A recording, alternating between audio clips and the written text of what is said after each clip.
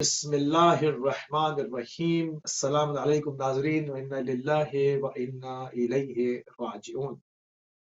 کربلا اور عصر حاضر کے عنوان سے ہماری گفتگو ناظرین آج 7ویں مرحلے میں داخل ہو رہی ہے، اور اس قبل اس کے کہ ہم گفتگو کو شروع کریں، اپنے امام، اپنے مظلوم امام کی بارگاہ میں جو ہے وہ تعزیت پیش کریں گے، اور ساتھ ہی ساتھ دعا گو بھی رہیں گے کہ پوری دنیا میں آپ جہاں کہیں بھی ہیں پروردگار کے لطف و کرم سے ساتھ اور خیریت سے ہوں گے۔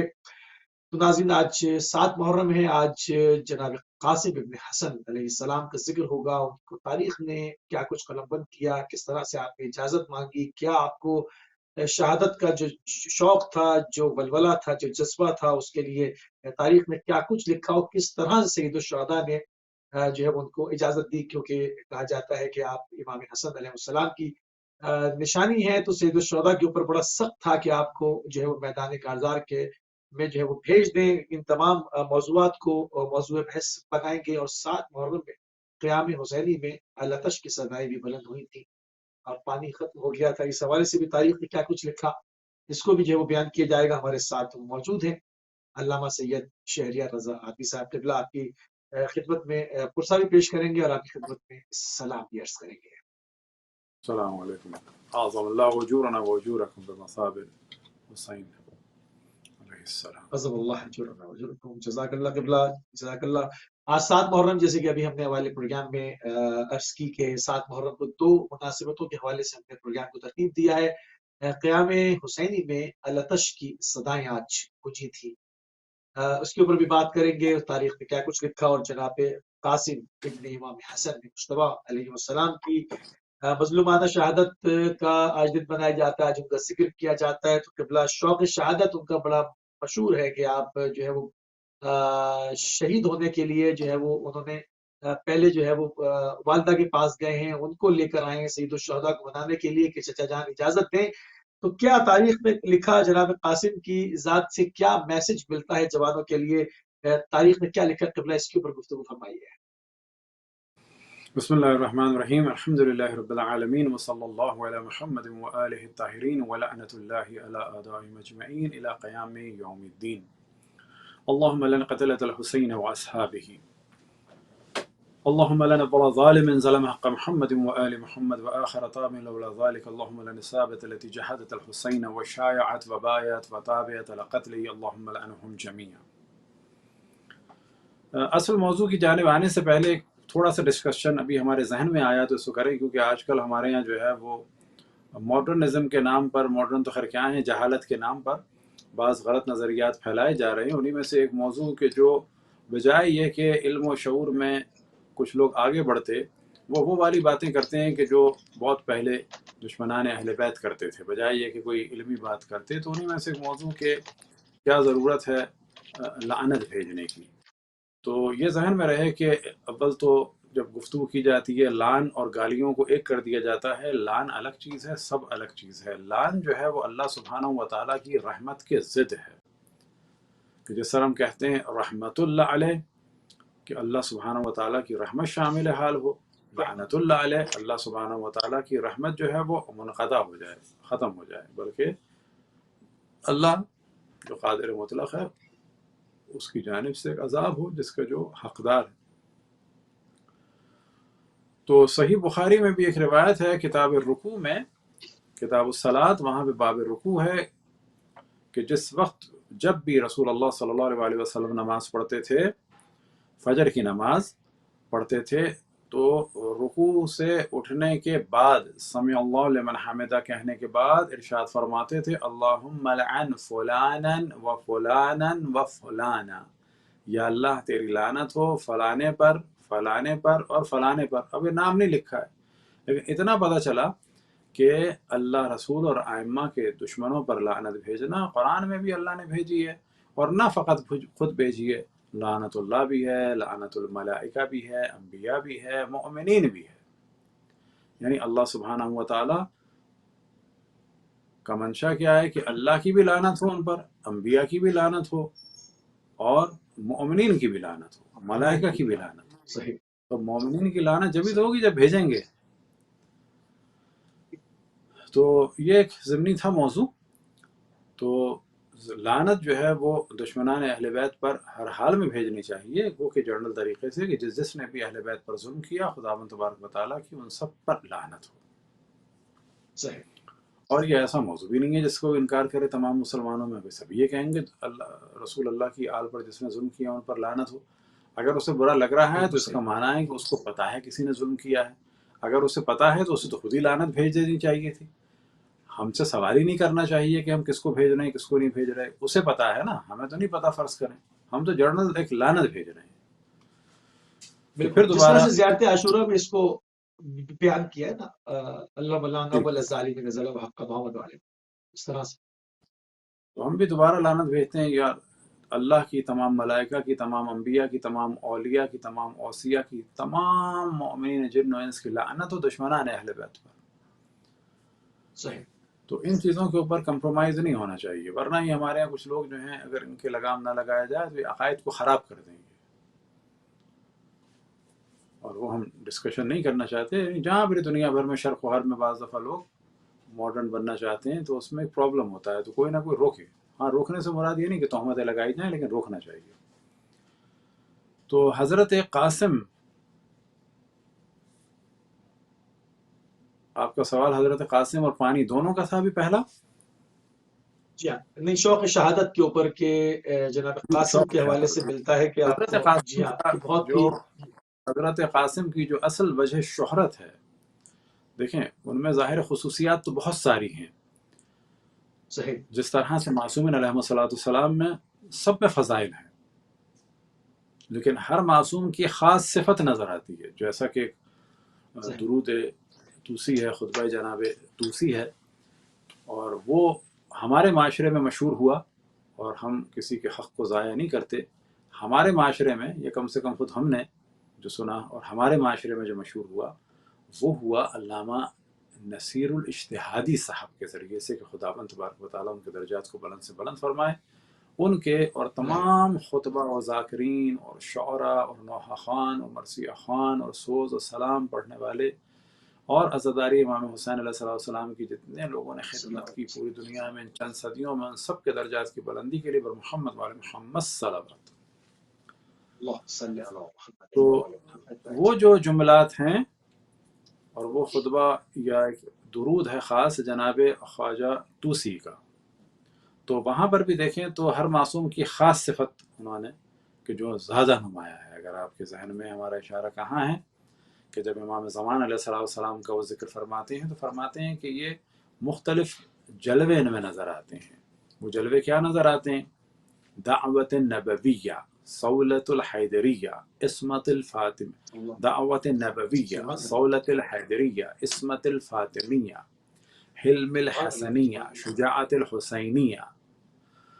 تو بالکل اسی طریقے سے کہا جائے گا کہ سب میں ہیں یہ فضائل، لیکن سب میں ایک جلوہ نظر آ رہا ہے خاص. اس جلوہ نظر آنے کی معنی یہ نہیں ہے دوسروں میں نہیں ہے. وہ جیسے علمی طرح سے کہا جاتا ہے کسی میں کسی چیز کا ثابت کرنا اس بات کی علامت نہیں ہے کہ دوسروں میں نہیں ہے.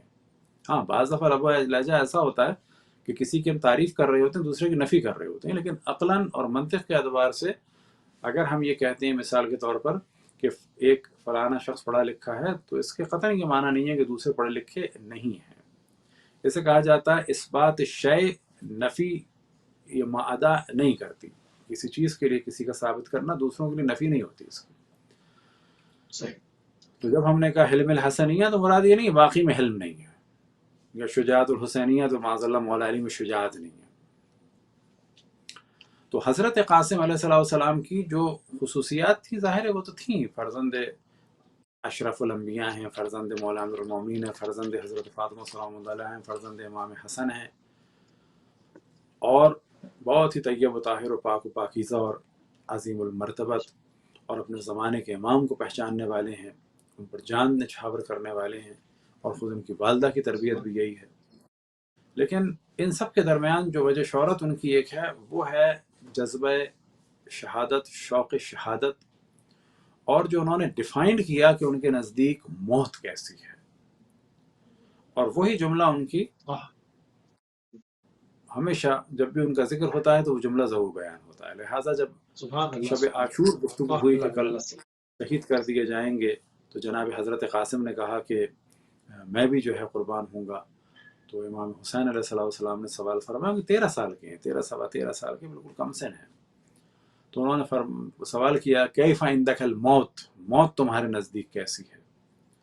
تو وہ فرماتے ہیں احلا من الاصل، کہ احلا من العسل، کہ موت میرے نزدیک جو ہے وہ شہد سے زیادہ شیرین ہے. تو یہاں سے پتہ چلتا ہے اتنی کم سنی میں وہ بہت سارے مانوی درجات پر اور روحانی درجات پر فائز تھے. اچھا، اب یہ بھی ذہن میں رہے، خود فرزندان آئمہ میں ہر شخص بہت بلند مقام پر نہیں فائز ہوتا، فائز ہوتا ہے لیکن سب کا مقام برابر نہیں ہے. مثال کے طور پر حضرت معصومہ سلام اللہ علیہ وہ دختران امام موسیٰ کاظم علیہ السلام میں منفرد تھی. ایسا نہیں ہے سب ان کی بیٹیاں حضرت معصومہ جیسی تھیں، نہ، سب بیٹیاں بہت عظیم تھیں، لیکن ان میں حضرت معصومہ سلام اللہ علیہ صلوات اللہ وسلام علیہ بہت زیادہ بلند مقام پر فائز تھیں. تو کہا جا سکتا ہے کہ شہدائے کربلا میں امام جناب حضرت قاسم علیہ السلام منفرد مقام پر فائز تھے، اور معنویت و روحانیت میں اور مسائل کو درک کرنے میں بہت ہی بلند مقام پر فائز تھے.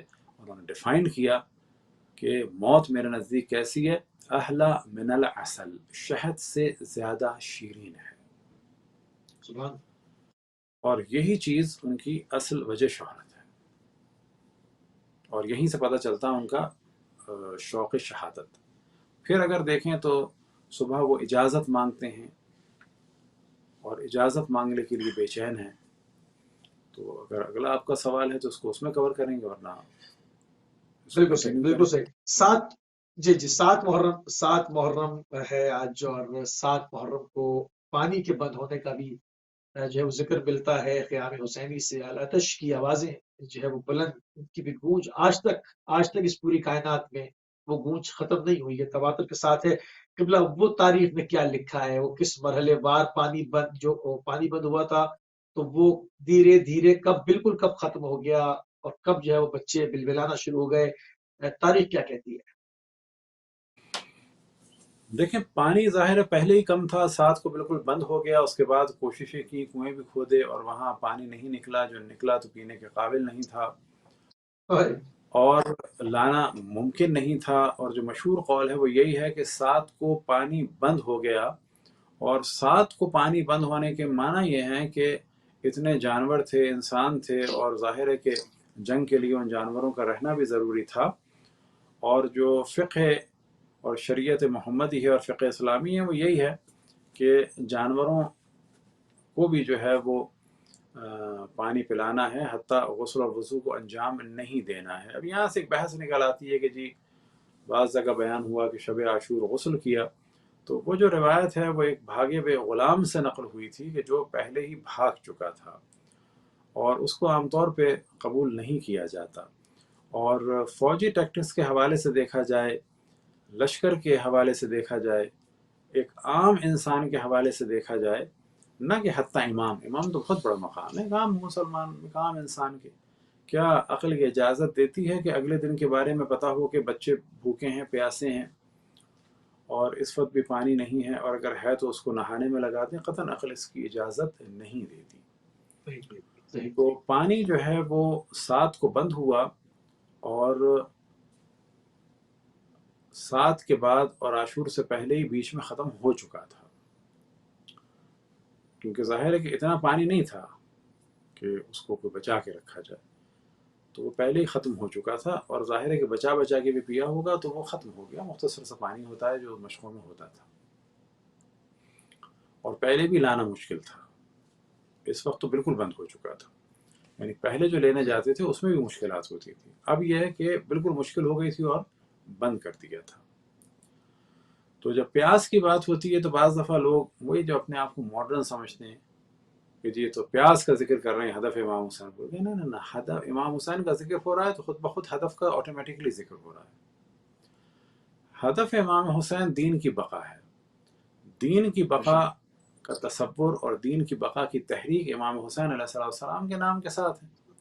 اب اگر ان کی فضیلت بیان کی جائے، اب اگر ان کے مصائب بیان کیے جائیں، اب اگر ان کا کوئی تذکرہ کیا جائے، تو اس سے مراد یہ نہیں ہے کہ جی ہم تو پانی میں لگ گئے امام حسین کو بھول گئے، نہیں، امام حسین کے جنہوں نے دین کو بچایا ان کی پیاس کا ذکر ہو رہا ہے، نہ عرب کے ایک آدمی کی کہ جو پیاسا تھا۔ فرق زمین تھا آسمان۔ مثال کے طور پر اگر ہم بات کرتے ہیں رسول اللہ صلی اللہ علیہ وسلم کے صلی اللہ دانے علیہ مبارک شہید وسلم۔ ہو گئے، تو نہ یہ کسی انسان کے دانتوں پہ رو رہے ہیں، بلکہ اشرف الانبیاء، پیغمبر اسلام، خاتم الانبیاء کے دانتوں کا ذکر ہو رہا ہے۔ صرف کسی کے دانتوں کا ذکر نہیں ہو رہا، کسی کی بتیسی کے فضائل نہیں ہو رہے۔ تو ہمارے یہاں بعض دفعہ لوگ بڑا ماڈرن بننے کی کوشش کرتے ہیں، وہ کوشش کرتے ہیں کوئی چینج لائیں، اور چینج بھی لاتے ہیں تو اس چینج کی مثال ایسی ہوتی ہے کہ بھویں صحیح کرنے اٹھتے ہیں، آنکھیں پھوڑ دیتے ہیں۔ چاہتے ہیں کسی کے بھووں کو صحیح کریں، آنکھ پھوڑ دیتے ہیں ان کی۔ تو بعض دفعہ لوگ چاہتے ہیں اچھا کام کریں لیکن غلط کام کر دیتے ہیں، وہ زیادہ نقصان دہ ہوتا ہے، نہ کرتے تو بہتر تھا۔ صحیح جی صحیح۔ اچھا، جہاں پر آپ نے ان تمام چیزوں کا تدارک بھی کیا، تو جناب قاسم علیہ السلام سے مہندی کو لے کر بھی جو ہے وہ بات ہوتی ہے، اور شب عروسی کی بھی بات ہوتی ہے، اور یہ بھی کہتے ہیں کہ جس کو ڈسکس کریں گے تو یہ کریکٹر ایسوسیشن ہو جائے گی، اس کے اوپر بھی باتیں ہوتی ہیں۔ تو چونکہ آج ان کا دن ہے تو اس کے اوپر بھی ایک اس کا جو مثبت پہلو ہے وہ بھی ہم چاہتے ہیں کہ بیان ہو جائے، تاکہ قوم کو جمع کیا جا سکے، اختلافات کو جتنا ہو سکے اس کو ان مسائل کو سولو کیا جا سکے۔ اس میں جو ہے وہ ہم سب کا جو ہے وہ ایک بہتری ہے، ہماری سب کی بھلائی ہے اس کے اندر۔ لیکن پہلی بات تو یہ ہے کہ تاریخ کو تاریخ ہی سمجھنا چاہیے۔ تاریخ کو تاریخ سمجھنے سے مراد یہ ہے کہ مثال کے طور پر حضرت فاطمہ سلام اللہ علیہا کی شہادت کے لیے جو خود ہم نے قول نکالے، تقریباً 15 قول ہیں۔ اچھا، 15 قول کو 15 دفعہ تو نہیں شہید ہوئی، شہید تو ایک دفعہ ہوئی ہیں، 15 اقوال ہیں شیعہ سنی ملا کے، نہ کہ شیعوں کے نزدیک جو ہے زیادہ بے مستند قول ہے بعد رسول اللہ 75 دن کے بعد آپ دنیا سے رخصت ہوئیں، یا بعد رسول اللہ 95 دن کے بعد دنیا سے رخصت ہوئیں۔ 95 والا قول، یہ دو قول زیادہ مشہور ہیں، 95 والا زیادہ ہمارے نزدیک اہم ہے۔ ہم سے مراد نہ میں یعنی علماء شیعہ۔ تو 15 اقوال ہیں۔ ہوتا کیا ہے کہ فرض کریں کہ اس وقت کی مثال ہم لیتے ہیں، ابھی کی تازہ مثال لیتے ہیں کہ اللہ جناب ابراہیم زکزاکی کو طول عمر اور صحت اور عافیت عطا فرمائے۔ فرض کریں کہ انہوں نے بیان کیا جناب سیدہ کی شہادت کے بارے میں کہ 13 جمادی الثانی کو ہوئی، اور چل رہا ہے 50 سال کے بعد کوئی ڈسکس کرتا ہے کہ جی 3 زیادہ مستند ہے، تو نائجیریا کے مومنین پریشان ہو جائیں گے، نئی بات آ گئی۔ لیکن پاکستان انڈیا کے مومنین نہیں پریشان ہوتے، کیونکہ ان کو ہمیشہ سے بتایا گیا ہے کہ یا 13 ہے یا 3 ہے۔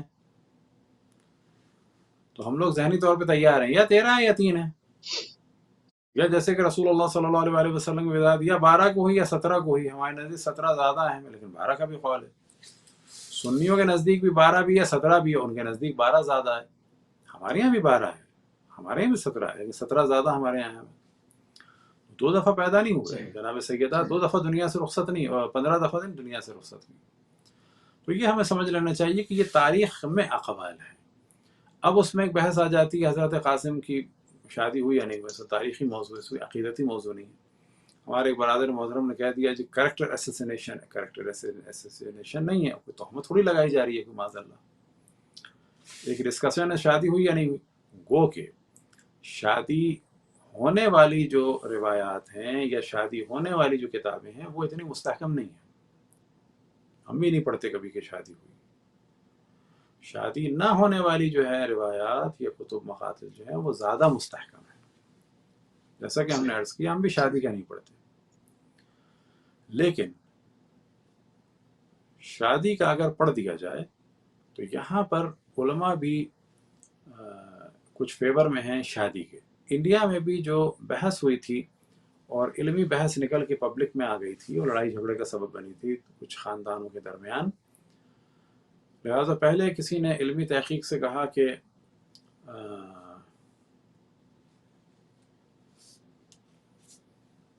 مہندی ہوئی یا نہیں ہوئی، تو اس پر لڑائیاں ہوئیں، وہ غلط تھا کام. زیادہ جواب دے دیتے کہ ہوئی، پھر وہ آتی جواب کہ اس میں یہ نقصان ہے، پھر وہ جواب دے دیتے کہ اس میں یہ دلیل ہے اس کی. لیکن پبلک میں آئی، لڑائی جھگڑا ہوا، اس کا نتیجہ کیا ہوا کہ بعد میں پھر وہ جو کتاب چھپی، اور کتاب میں جو ایک وہ پرنٹنگ کے لیے چھپی تھی، پھر اس کو ایشو بنا کے ہنگامے آگے ہوئے. تو موضوعات کو، جو اختلافی موضوعات ہیں، ان کو تاریخ کا مسئلہ سمجھنا چاہیے. البتہ عقیدے والے کی بات نہیں ہو رہی. بعض تاریخ کی چیزیں ہیں کہ جو ایک عجب مسلمات ہیں، ان کی بھی بات نہیں ہو رہی ہے. تاریخ میں اقوال ہے، شہادت کی نہیں. تو حضرت قاسم کے بارے میں بھی ایک قول ہے کہ شادی ہوئی یا نہیں ہوئی. شادی سے مراد جو ہے ان کا عقد وہاں پر یا نکاح وہاں پر ہوا یا نہیں ہوا. اب اس کی ایک یاد منائی جاتی ہے مہندی کے عنوان سے. اب ہمارے یہاں اس میں شور ہوتا ہے کہ مہندی جو ہے وہ ہندوانہ رسم ہے. دیکھیں نا، مہندی آپ نہیں کرتے نہ کریں، آپ کہہ رہے ہیں ہندوانہ رسم، تو پھر ہمیں کہنا ہوگا نا ہندوانہ رسم یہ نہیں ہے. مہندی جو ہے خالصتاً عرب اور ایرانی رسم ہے، اور ہمارے یہاں جو آئی ہے وہ انڈیا سے نہیں آئی. ہمارے یہاں جو انڈیا پاکستان میں آئی ہے وہ عراق سے اور ایران سے آئی ہے. آج بھی اگر آپ اسے گوگل فارسی میں جا کے لکھیں عروسی قاسم، تو بہت آپ کو فوٹوز مل جائیں گی. خود ایران میں، عراق میں حضرت قاسم علیہ السلام کی عروسی کی تقریب ہو رہی ہے، باقاعدہ تبرکات ہیں اس میں، اور خصوصاً ان کی مہندی کی، کہ اگر آپ اس میں لکھیں گے ہنا، تو ہنا نہیں لکھتے، ہنا لکھتے ہیں.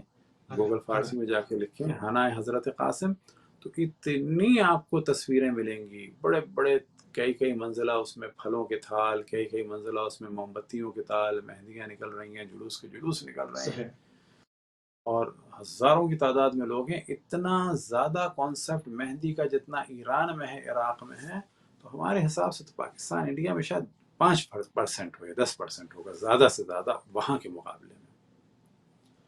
اب یہ جو ہمارے لوگ شور کرتے ہیں، بعض نے ہم سے بھی کہا جی ایران میں نہیں ہوتی مہندی. میں نے کہا مثلا ایران میں اگر نہیں ہوتی تو اس کا مطلب ہے کہ ہم نہ کریں، اور اگر ہوتی ہوئی ہم نے دکھا دی تو کیا کریں گے پھر آپ؟ یعنی دکھا دیں، ہم نے کہا منائیے. نہیں صحیح نہیں ہوا. میں نے کہا بھئی آپ نے پہلے کیوں دلیل دی تھی کہ جی ایران میں نہیں ہوتی تو صحیح نہیں ہے؟ یا تو واضح کہو کہ نہیں صحیح نہیں ہے. دلیل یہ دی کہ ایران میں نہیں ہوتی، عراق میں نہیں، ہم نے دکھا دی وہاں ہوتی ہے. اب رہ گیا مسئلہ کہ جی صحیح نہیں ہے. آپ کون ہوتے ہیں صحیح نہیں والے؟ آپ کو نہیں کرنا، نہ کریں. ہمارا کام ہے مراجع عظام سے پوچھنا. تو ہم نے بھی کچھ نکالے ہوئے ہیں، اگر آپ کو اور سوال ہے تو کر لیں، ورنہ بعد میں کچھ استفسارات بھی ہیں، ان کو آپ کے سامنے پورا تو نہیں، تھوڑا جواب جو ہے وہ پڑھ دیا جائے کہ اس کا کیا جواب ہے. ٹھیک ہے، اگر آپ استفسارات پڑھ دیں تو پھر ہم تھوڑا سا ڈفرینٹ موضوع کے اوپر بات کرنا چاہ رہے ہیں، تو اس موضوع کو یہاں پر کلوز بھی کر دیں گے.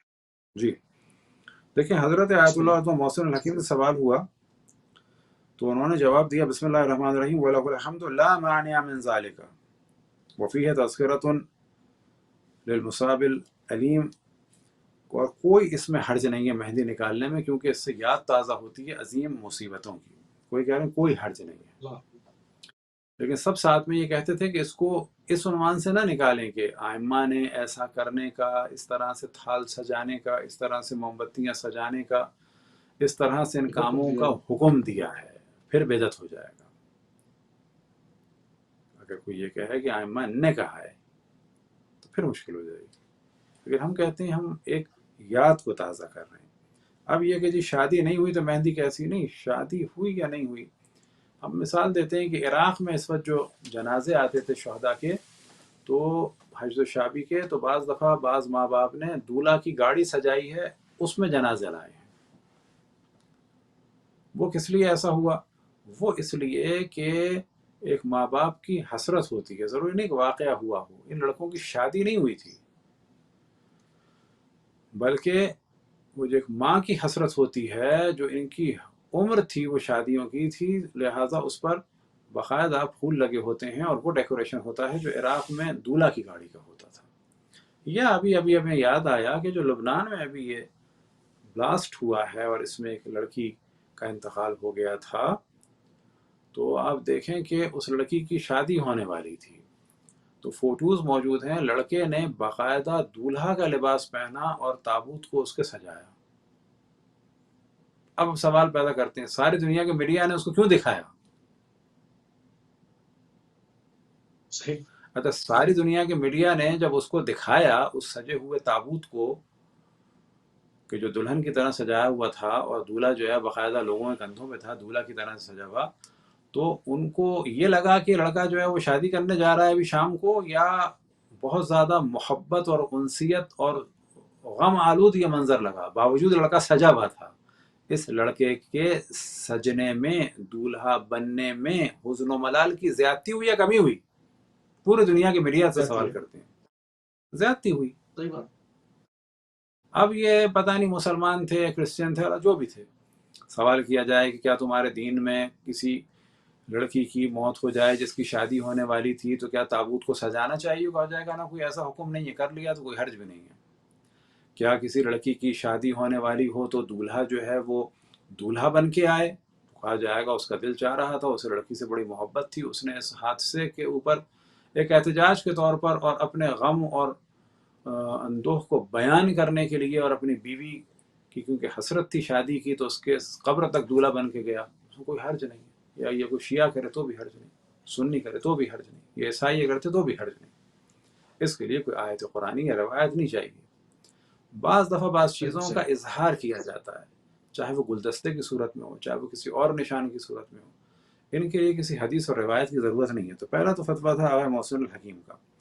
حضرت آیت اللہ العظمیٰ صادق روحانی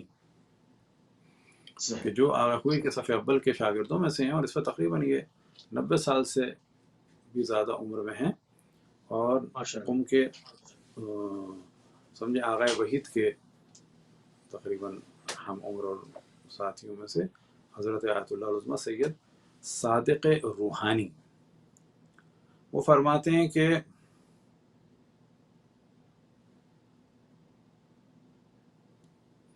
خیمے امام ہجلے سے مراد ہوتی ہے، اگر آپ نے دیکھا ہو ایک دلہن کا سے کمرہ سجایا ہوا ہوتا ہے حتیٰ خیمہ گاہ میں، تو یہ ان سے جب سوال ہوا تو فرماتے ہیں کہ خیمہ امام ہجلہ گہوارہ و این قبیل امور در دنیا رسم است و در وقت مجالس عزا گرفتن از این کارها استفاده می شود، به نظر من اشکال نداره۔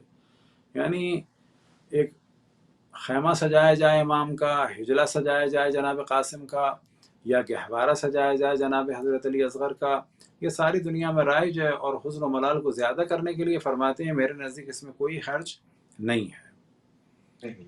حضرت آیت اللہ العظمیٰ شبیری زنجانی، یہ بھی اس وقت کے ٹاپ کے مراجع نظام میں سے ہیں، یہ فرماتے ہیں لا عباس به مشروطا بعدم تلقي هذا الامور من الشرعیت علما بان الايام المذکور من ایام الحزن اہل البیت علیہم السلام، کہ اس میں کوئی حرج نہیں ہے اس شرط کے ساتھ کہ یہ نہ ظاہر کیا جائے کہ یہ جو چیز ہے یہ شریعت کا حکم ہے، جو ہم نے پہلے عرض کیا کہ جی ایسا کمرہ سجانا چاہیے یا ایسی مہندی سجانی چاہیے، یہ شریعت میں حکم کے طور پہ آیا ہے۔ کیا مراد؟ یعنی کوئی روایت آئی ہے کہ ائمہ نے سمجھایا ہو۔ یہ جو ہمارے پاکستان میں بعض جھوٹی روایتیں بنا رہے ہیں کہ جی امام نے فرمایا خون کا پرسہ دو، یہ گناہ کا کام ہے۔ آپ ماتم کریں جس کی تقلید کرتے ہیں، ماتم کے جواز کے لیے ایک جھوٹی روایت نہ بنائیں، یہ گناہ کا کام ہے۔ پھر اسی طرح سے سوال ہوا آیت اللہ العظمیٰ شاہرودی کا، فرماتے ہیں ذکر مصائب عقد قاسم ابن حسن علیہ السلام در مجالس بنیت رجا اشکال ندار، فرماتے ہیں رجعان اگر یہ سب کچھ ہو کہ اس کے مصائب بیان ہو رہے ہیں تو کوئی حرج نہیں ہے، بلکہ مستحسن ہے، فرماتے ہیں بلکہ بہتر ہے کہ کام کیے جائیں تاکہ غم کو زیادہ کیا جائے۔ آغا سستانی کا بھی انگلش میں فتویٰ ان کی ویب سائٹ میں موجود ہے، there is no objection in it۔ حضرت آیت اللہ العظمیٰ سعید الحکیم فرماتے ہیں ہی مسئلۃ رمزیہ لا باس بالاتیان بها بعنوان المواساة و اظہار المظلومیت اہل البیت، کہ فرماتے ہیں کہ یہ رمزیہ چیزیں ہیں، یعنی سمبلز ہیں، کس چیز کے لیے؟ مصیبت کو بیان کرنے کے لیے، لا باس بالاتیان بها بعنوان المواساة و اظہار المظلومیت اہل البیت، کہ کوئی اس میں حرج نہیں ہے کہ اہل بیت کی مظلومیت کو بیان کرنے کے لیے اور حضرت قاسم کی محبت کو جو امام حسین سے تھی اور اپنے آپ کو قربان کیا، اس کو بیان کرنے کے لیے اگر یہ کیا جائے تو اس میں کوئی حرج نہیں ہے۔ صحیح اب صحیح یہ جو ہمارے لوگ بعض بولتے ہیں، پبلک کو ان کی سننی بھی نہیں چاہیے۔ ایک جانب ہم کہتے ہیں جی مراجع نائبین امام ہیں، دوسری جانب مراجع کے مقابلے میں جو رائے دے رہے ہوتے ہیں بعض لوگ، خصوصاً جو اپنے آپ کو روشن فکر سمجھ رہے ہوتے ہیں نا، اب مرجع کی رائے بتائیں جس کی آپ تقلید کرتے ہیں، آپ ان کی رائے کے مقابلے میں اپنی رائے کیوں دے رہے ہیں؟ اگر آپ ان کی رائے کو کنڈم کر رہے ہیں ان چیزوں کے بارے میں، تو پھر جو ہمارے بعض جاہل قسم کے لوگ مراجع کی رائے کو کنڈم کرتے ہیں تو ان کا بھی پھر حق ہے، آپ بھی کنڈم کریں، وہ بھی کنڈم کریں، سب مل کے ہی کنڈم کرو مراجع کو، تو ٹھیک ہے۔ اس میں کوئی حرج قبلہ نہیں۔ تھوڑا سا دوسری آگے بڑھتے مثال ہیں۔ دیتے ہیں تو صحیح ذرا اور زیادہ آپ کو، ابھی ہم نے لبنان کی مثال دی تو آپ کو ایک مثال اب اس کی دیتے ہیں، فلسطین کی۔ فلسطین کے تھے شیخ احمد یاسین کہ جو جی معذور تھے، ویل چیئر پہ بیٹھتے تھے، مشہور ہے، اگر آپ کے پاس کوئی سسٹم ہو تو اس کو سرچ کر کے لگا بھی سکتے ہیں ہماری گفتگو کے دوران، تاکہ پتہ چلے کہ یہ جو سمبلز ہیں، یہ ساری چیزیں ساری دنیا میں چلتی ہیں، اچھی چیزیں ہیں۔ تو شیخ احمد یاسین معذور تھے، اسرائیل نے انہیں اٹیک کر کے مارا تھا، ان کی برسی پر اور ان کی موت پر تو تھا ہی، لیکن بعد میں برسی میں بھی ہمیشہ اب ویل چیئر اٹھائی جاتی ہے۔ یہ ویل چیئر کا کوئی کارخانہ بنانا ہے؟ ویل چیئر کوئی معاذ اللہ اللہ ہے، رسول ہے، یا شیخ احمد یاسین ہے؟ کیا ہے ویل چیئر؟ لوگ کہتے ہیں نہیں، کیونکہ یہ ویل چیئر پہ تھے، کیونکہ یہ اپاہج تھے، اس کے بعد بھی ان پر یہ اتنا بڑا ظلم ہوا کہ راکٹ سے ان کو مارا گیا، اس واقعے کو یاد دلانے کے لیے کہ ایک اتنا مسن شخص کے جو اپاہج تھا اور ویل چیئر پہ تھا، اس واقعے کو یاد دلانے کے لیے ہم یہ ویل چیئر نکالتے ہیں۔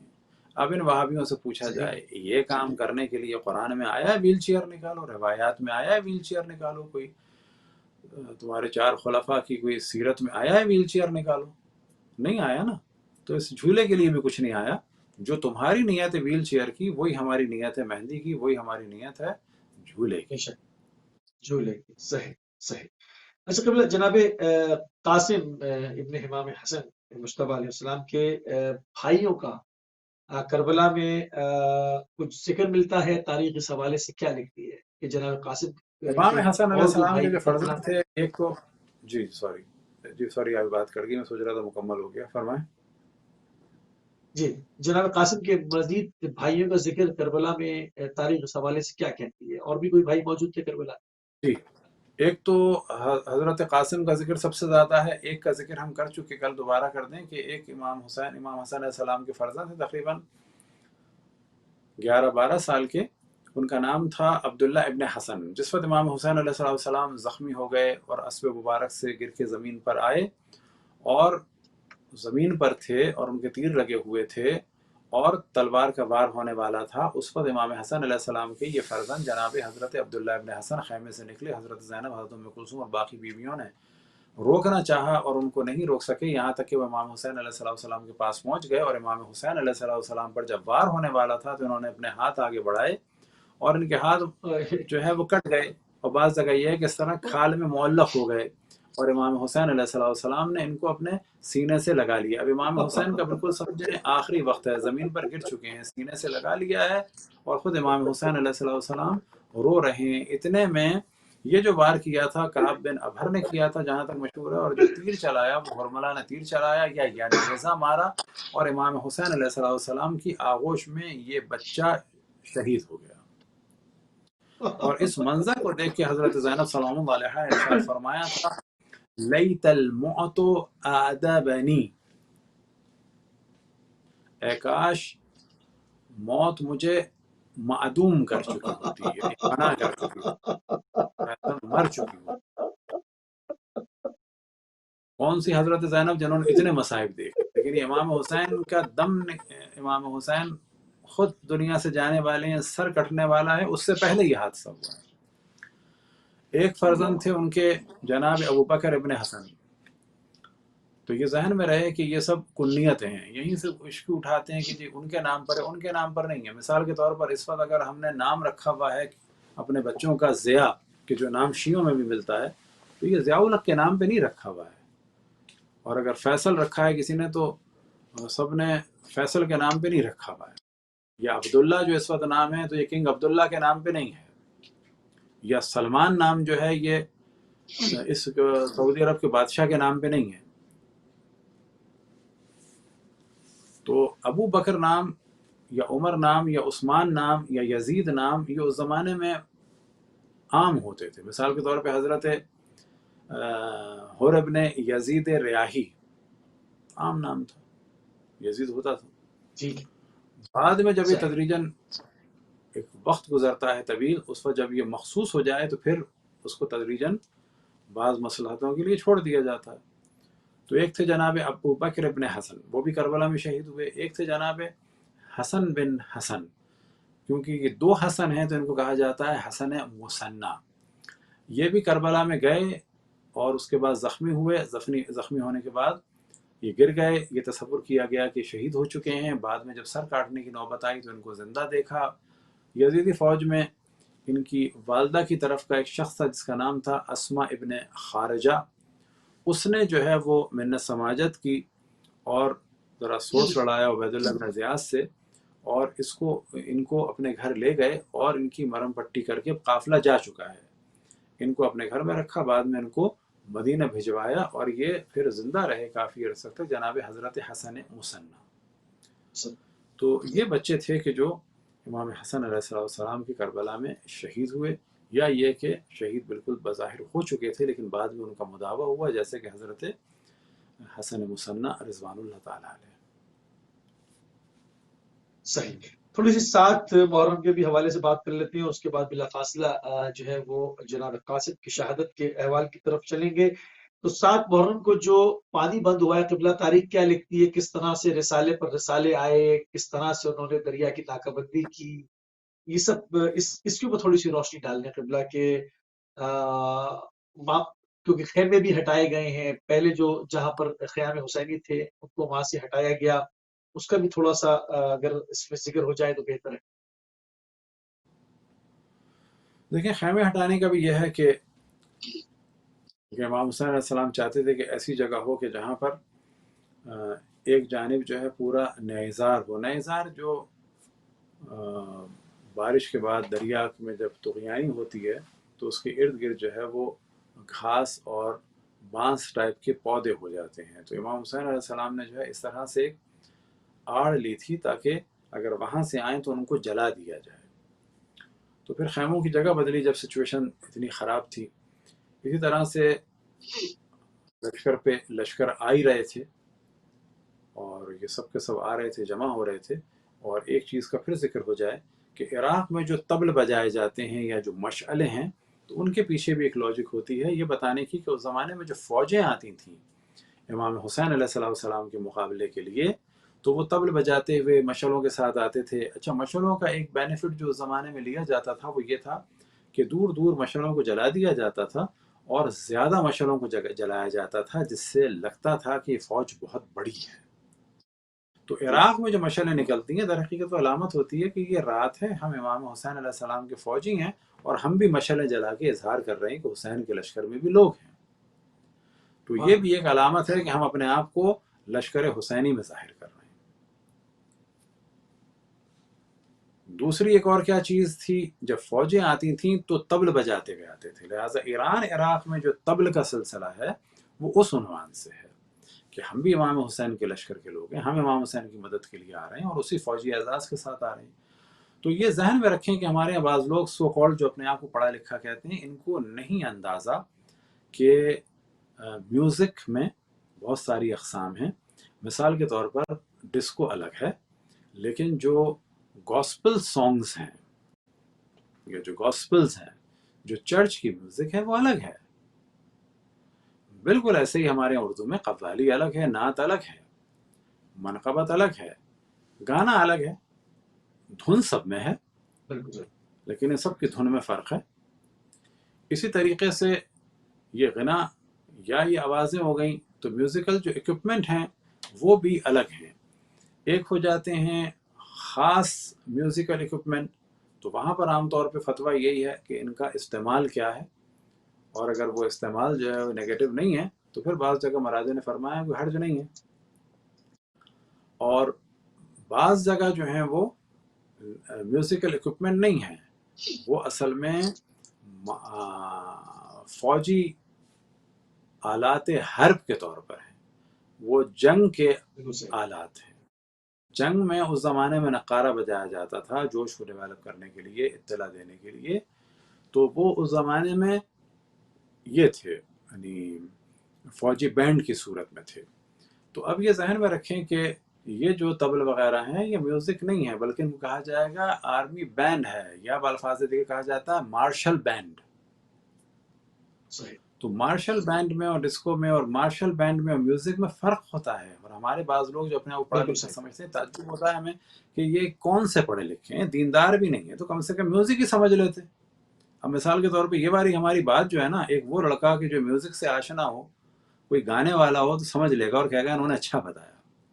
لیکن اعتراض کرنے والا جو ہے اگر دیندار نہیں ہے، اب وہ دیندار ہو تو مراجے سے پوچھ لے. اچھا اگر دیندار نہیں ہے تو پھر وہ دنیا دار بھی نہیں ہے، نہ دین کو سمجھتا ہے نہ گانوں کو سمجھتا ہے، تو سمجھتا کیا ہے؟ پاگل آدمی ہے. اس قسم کے پاگل لوگ جو ہیں وہ قوم کو بیوقوف بناتے ہیں، یاد رکھیں، ڈسٹرب کرتے ہیں. تو طبل کے اوپر جو اعتراض ہوتا ہے یا مشل پہ اعتراض ہوتا ہے، ان کے پیچھے یہ لاجک ہے. اور 7 محرم کا جو ایک اصل میں اور اس کے بعد کا جو اہم ترین ایک موضوع تھا وہ یہ تھا، فوجیں آتی تھیں طبل بجاتی ہوئی اور راتوں کو یہ سب مشعلیں جلتی تھیں، اور جو یہ مختصر سا قافلہ تھا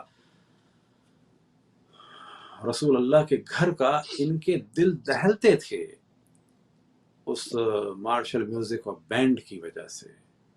ان کے پاس نہیں تھا اتنا، ان کے پاس آنے والے نہیں تھے. وہاں 2-2 ہزار کے لشکر آ رہے ہیں، 500-500 کے لشکر آ رہے ہیں، 1000 کے لشکر آ رہے ہیں، مشعلیں جلا رہے ہیں. یہاں پر کیا تھا؟ کچھ بھی نہیں ہے. بچوں کے دل دہل جاتے تھے. تو روایات میں ہے کہ جناب زینب و جناب ام کلثوم و بیویوں بچوں کے دل دہل جاتے تھے.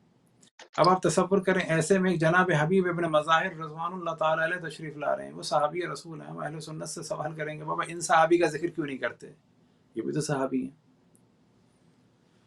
وہ بوڑھے صحابی تشریف لا رہے ہیں تو حضرت زینب سلام اللہ علیہ خوش ہو گئیں. اب آپ تصور کریں کیا مظلومیت ہے. وہاں دستے کے دستے آ رہے ہیں مارشل بینڈ بجاتے ہوئے، طبل بجاتے ہوئے.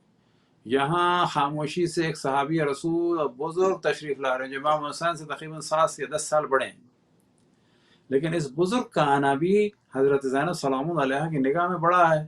کیوں؟ Some thing is better than nothing. چلو کوئی تو آیا میرے بھائی کی مدد کے لیے، کوئی تو آیا. ان کو سلام کہلواتی ہیں.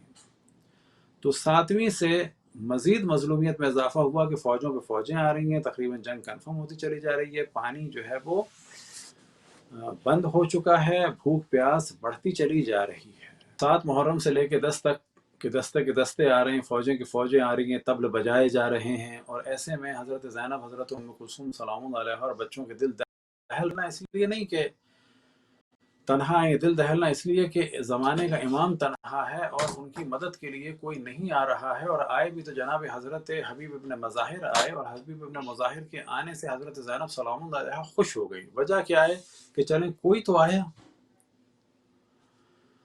تو 7 سے ایک جانب پانی بند ہے، دوسری جانب فوجوں کے آنے کا سلسلہ شروع ہوا اور فوجیں جمع ہونے لگیں، طبل بج رہے ہیں، مشعلیں جو ہیں وہ روشن کی جا رہی ہیں. اور یہ پہلے بتا چکے کہ اس زمانے میں طبل بجائے جاتے تھے کیونکہ یہ ایک آرمی بینڈ کی صورت میں تھا. صحیح. تو قبلہ جناب قاسم علیہ السلام کی جو احوال شہادت ہے اس کو بیان کر دیں تاکہ ہم پروگرام کے اختتام کی طرف لے کر آگے بڑھیں. امام حسین علیہ السلام کے جو مصائب ہیں وہ اصحاب، انصار، بھائی، بھتیجے، بھانجے، بچے.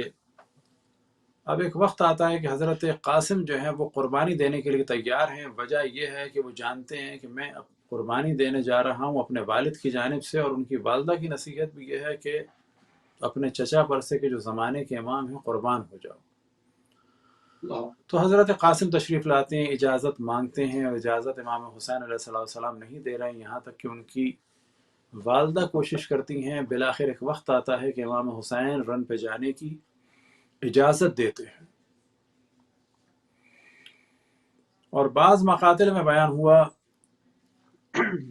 خصوصاً روضۃ الشہداء میں، کہ انہیں یاد آیا کہ امام حسن علیہ السلام نے ایک इमाम ज़ामिन उनके बाजू बंद बांधा था। ताबीज़ से मुराद एक बाजू बंद बांधा था और कहा था कि जब कभी मुश्किल वक्त आए तो इसे खोलना। तो उन्होंने जाके उसे खोला तो पता चला कि एक रुक्का था उसमें इमाम हुसैन अलैहिस्सलाम के लिए कि मेरी जानिब से क़ुरबानी को कबूल करना, इसे ना रोकना। तो एक वक्त आया कि बिलाखिर इमाम हुसैन अलैहिस्सलाम ने जनाब हज़रत क़ासिम को इजाज़त दी। तो रात भर तो उनकी वालदा ने तैयार किया। अब असर आशूर है और इमाम हुसैन अलैहिस्सलाम के ख़ैमे से ये निकल रहे हैं और जनाब हमीद इब्न मुस्लिम या जनाब हुमैद इब्न मुस्लिम, क्योंकि दोनों तरीक़े से उन्हें पढ़ा जाता है और ज़्यादा बेहतर है हुमैद इब्न मुस्लिम। तो जनाब हुमैद इब्न मुस्लिम के जो उस वक्त उस लश्कर में हैं, वो ये कहते हैं कि मैंने देखा कि हुसैन के ख़ैमे से एक आधा चांद निकला। आधे चांद से मुराद ये थी कि अमामे के एक हिस्से से इमाम हुसैन अलैहिस्सलाम ने उनके चेहरे को ढक दिया था और शायद उसकी वजह यह थी कहीं ऐसा न हो कि उनको कमसिन समझ के लोग जरी हो जाएं। फिर वो फरमाते हैं कि वो बच्चा निकला कि जो आधे चांद की सूरत में था और मैं नहीं भूलूंगा कि उसके जूते का तस्मा खुल गया था और वो उसका दाएं पांव का तस्मा था और वो खुला हुआ था। और जब मुर्रा ने चाहा कि वो हमला करे तो मैंने कहा कि इस बच्चे को इतने लोगों ने घेरा हुआ है, ये काफ़ी है, तुम्हें जाना क्या ज़रूरी है। कहता है कि मैं मुझ पर तमाम अरबों की लानत हो अगर इसका गम इसकी माँ के सीने पे न दूं, इसकी माँ के सीने को दागदार न करूं इसके बेटे के गम के ज़रिए से। एक वक्त आया कि अशकिया ने उन्हें घेर लिया। वो 13 साढ़े 13 साल के हैं, लेकिन वो जलवे नज़र आए खैबर व बद्र व हुनैन के कि यहाँ तक कि उन्हें घेर लिया गया, हर जानिब से हमले हुए। फिर एक वक्त आया कि ज़मीन करबला पर वो गिरे।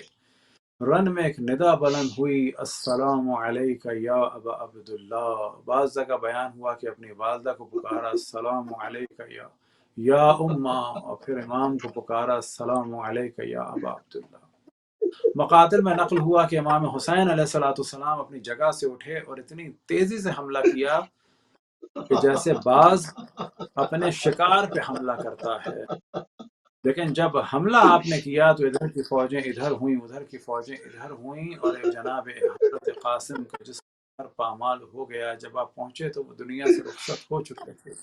इमाम हुसैन अलैहिस्सलाम ने एक जुमला कहा कि क़ासिम कितना सख्त है कि तू अपने चचा को मदद के लिए पुकारे और वो तेरी मदद न कर सके और आ जाए, तू पुकारे तो वो आ ना सके और आ जाए तो तेरी मदद न कर सके। हाँ मोमिनो, जनाब क़ासिम का जिस्म पामाल हो चुका था। मकातिल में नकल हुआ कि इमाम हुसैन अलैहिस्सलाम ने इस तरह से उन्हें अपने सीने से लगाया तो जनाब